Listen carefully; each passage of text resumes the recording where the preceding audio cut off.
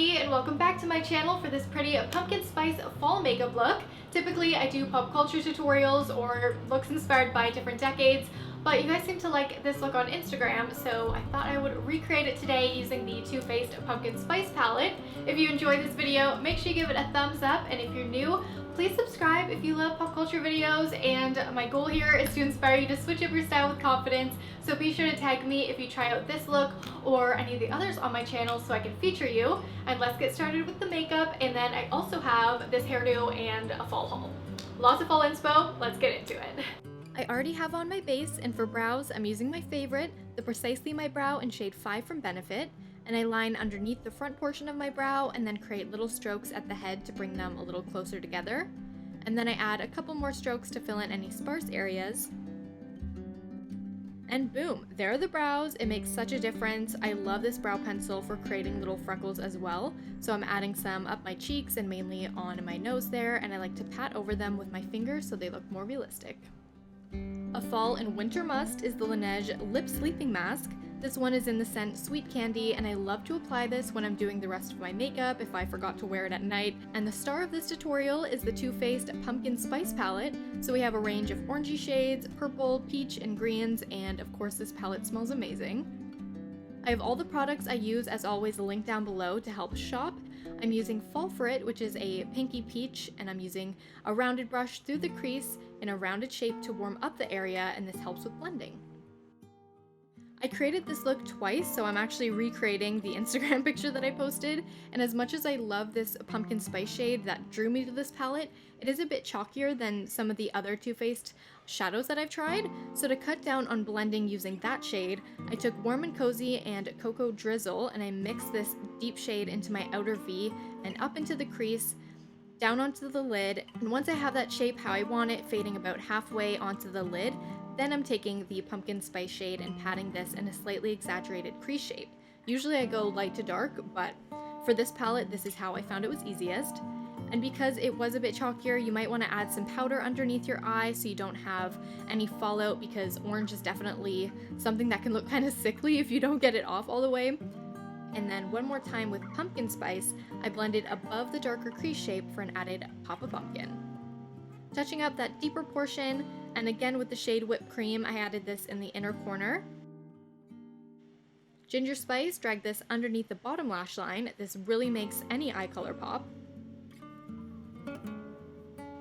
I found this look, like as you're applying it, can look a little scary and like unfinished, but once we have some liner, it's really gonna balance it out. So here, yet again, I'm using the Rare Beauty liquid liner. This is so easy to use, and if you struggle with like shaky hands, you should try this one, because my hands are shaky and I find it's easy to hold and apply steadily.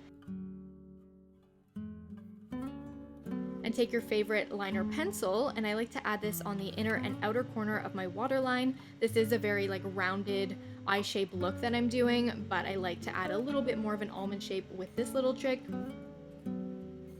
Curl those lashes and apply your favorite mascara.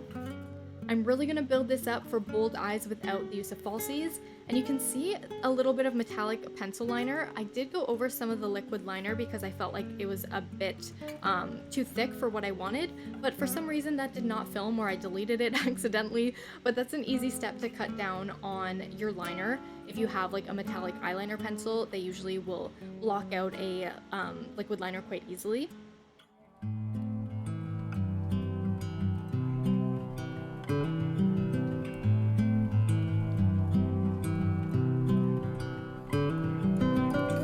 Blush, I went with this Peachy MAC blush, and I wanted to go bold. I was having so much fun with color, so you can tone this blush shade down, but I love it bold.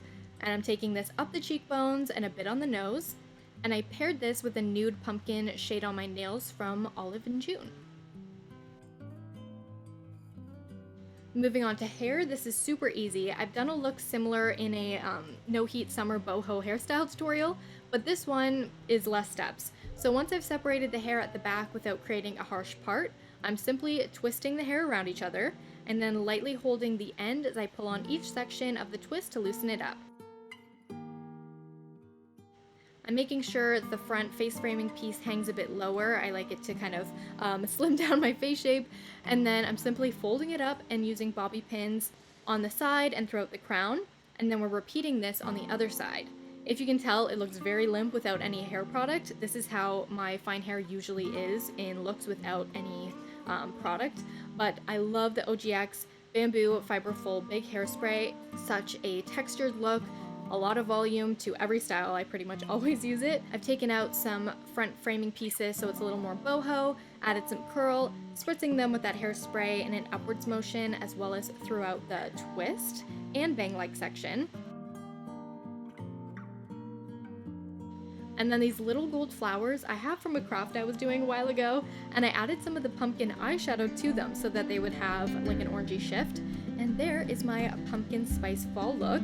The makeup on its own is quite wearable, and the hair makes for like a bit more of a fancy look. I think this would be great with just like a simple braid at the side or your natural hair.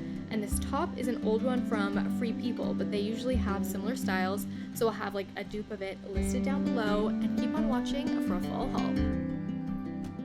Okay, it's time for a quick haul, so I'll start with my favorite piece that I got recently, and all these were gifted from Revolve. So if you see any items you like, they are listed down below, but I know Revolve is quite pricey, so let's say you like the style, you can always look up those keywords and find something similar. But this first sweater I think is definitely worth the splurge because it's a great simple piece, and it's super soft. It's a turtleneck, but like not a super tight one, and it has billowy sleeves. Just love how soft this is, and I recently wore this with a pair of leather pants, which typically I would never go for, but I've been loving leather pants and really wanted a pair, so I got these ones that have a really pretty waistline.